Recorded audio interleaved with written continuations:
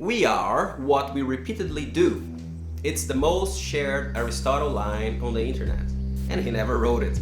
What he actually wrote is harder, more practical, and it hands every parent a job description.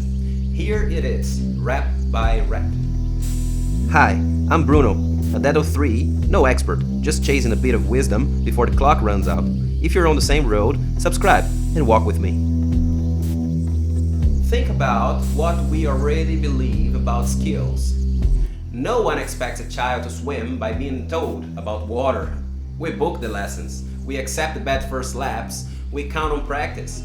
Then we turn to honesty, patience, courage, and suddenly we parent by announcement.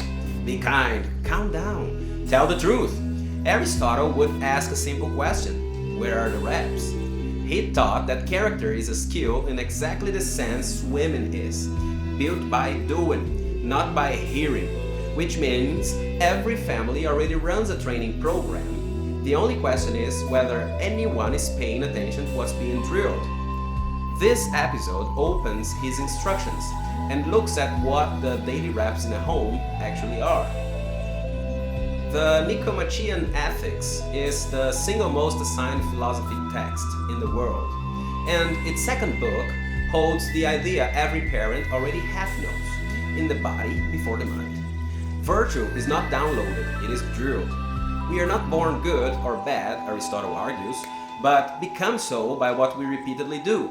Character is therefore not a gift you hand over, but a habit you build into a child by hand, action by action, from their very youth.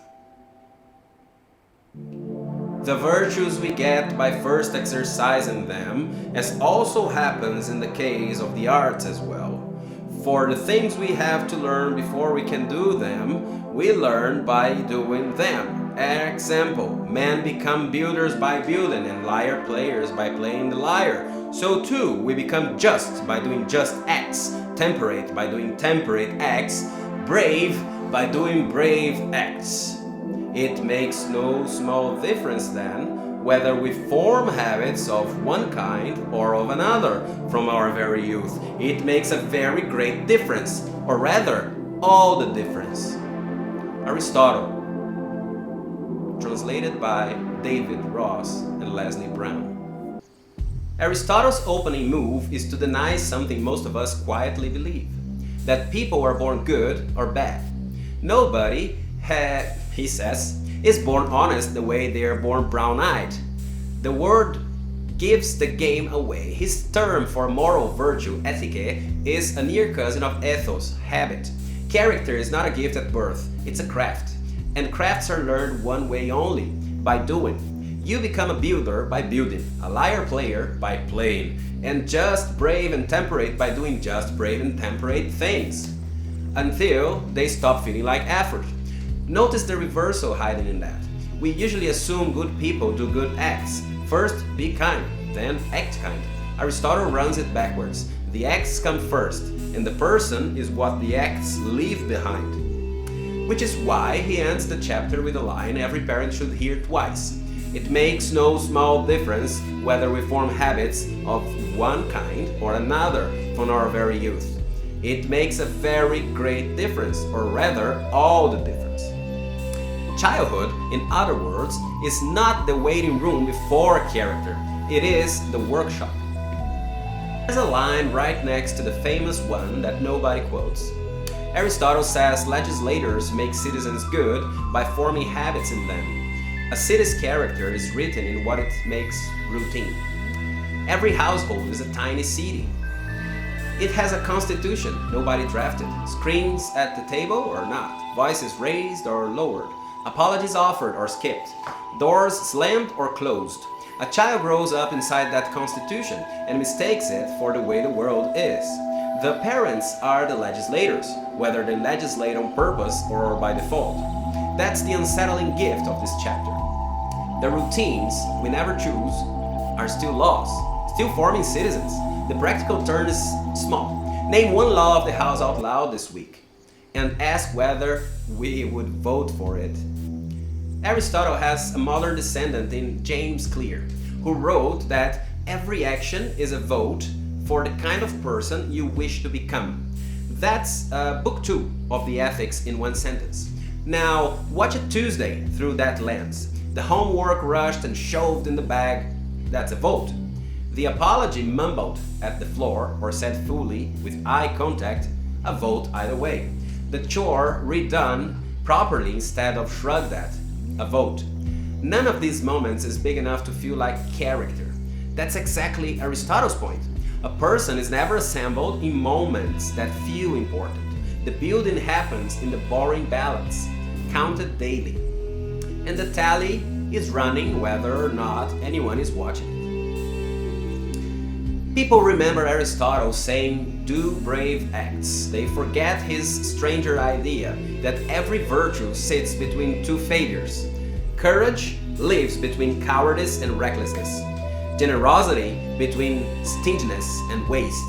Virtue isn't maximum effort, it's calibration. Watch that on a playground.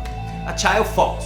One parent sprints over in a panic, the lesson: the world is a catastrophe. Another one waves it off without looking up. The lesson: your pain is just noise. The mean is the third option, attention without alarm. Come here, let's look at it. You're alright. And if you're not, we'll handle it. Children can't calibrate risk, disappointment, or anger on their own. They borrow our settings. Aristotle's mean isn't a compromise, it's a skill of aiming. Aristotle has a test for whether a virtue has actually taken hold. And it isn't behavior, it's pleasure. The person who acts honest but resents it isn't honest yet.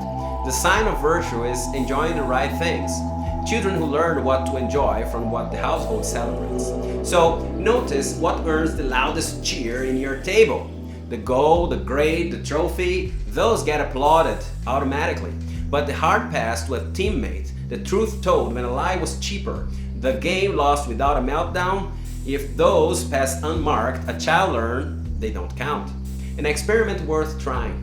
Catch one act of quiet courage or honesty this week and celebrate it exactly as loudly as the goal. Watch what starts getting repeated. One swallow does not make a spring, Aristotle says, and one grand gesture does not make a childhood. Modern family life quietly bats the other way. The blowout birthday, the big vacation, the one deep talk after the bad report card.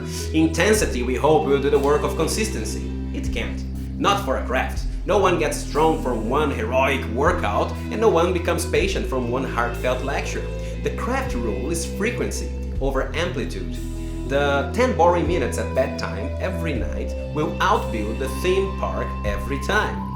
This is oddly liberating for tired parents. You are not required to be spectacular. You are required to be repetitive in the small, right things. The ordinary evening, it turns out, is the arena. Now think about it. If goodness is a craft, then a child's failure is a missed rep, not a verdict. Watch how the room changes when that sinks in. The lie about the homework, the show at the park, the door slammed. A judge asks, what kind of child does this? A coach asks, what are we practicing instead? Aristotle's apprentice builders built crooked walls before they built straight ones. And nobody read a crooked wall as a moral flaw. The craft model gives correction a different tone.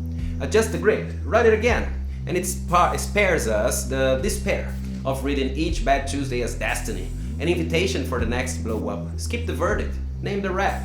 What do we do next time? Then, crucially, let there be a next time. Aristotle insists the habits of youth matter most, not because adults can't change, but because early practice sets at a different speed. Every parent has seen the proof in language. A child soaks up an accent in a season that an adult couldn't master in a decade. Temper sets the same way. Patience sets the same way. The tone a family takes when things go wrong is being powered now, while the cement is wet, and it will hold its shape for a long time. This is not a reason for panic, it's a reason for attention. The years when a child simply lives beside us, before arguments, before philosophy, are the years the deepest grooves are cut. The quietest days, the ones that feel uneventful, are usually the ones doing the powering. There's a small dignity inside Aristotle's craft analogy that's easy to miss. A real builder doesn't build straight walls only when the client is watching. Doing it well is simply what doing it means. Children meet the idea, or never meet it, through the smallest tasks. The bed made properly when nobody's checking. The dishwasher loaded like it matters. The report written to be right, not merely done. When the adults in a house treat small work as worth doing well, children absorb a standard, and the standard quietly becomes self-respect. An experiment for the week: pick one shared chore and do it together, well, with no speech attached. The lesson delivers itself, that's the entire trick of it. Here's the mercy hidden in this chapter. If goodness were inborn, some children would simply be lost, and some parents too. The one who worry they carry a father's temper or a mother's silence would be disqualified before starting. Aristotle removes both sentences. Nothing moral is fixed at birth. The same mechanism that builds a habit can rebuild it. The parent who catches their own sharpness and starts practicing a slower answer is not faking it. They are doing exactly what apprentices do, and the change is as real as a wall. And there's a bonus Aristotle would appreciate. A child who watches an adult re-drill an old habit learns the deepest lesson in the whole book, that a person is built at any age by anyone willing to do the reps. We are what we repeatedly do. Aristotle never wrote that. What he wrote is far better. We become just by doing just acts. Becoming. That's the parent's word. Tonight, there's a rap waiting. The slow answer, the full apology, the chore done well. Do it where they can see. Which habits are your children catching from you right now? The one you'd be proud of, or the one you hope they miss? I genuinely want to know. Tell me in the comments. If you got something from this, please subscribe. That's how Roots and Reasons keeps going. Thank you.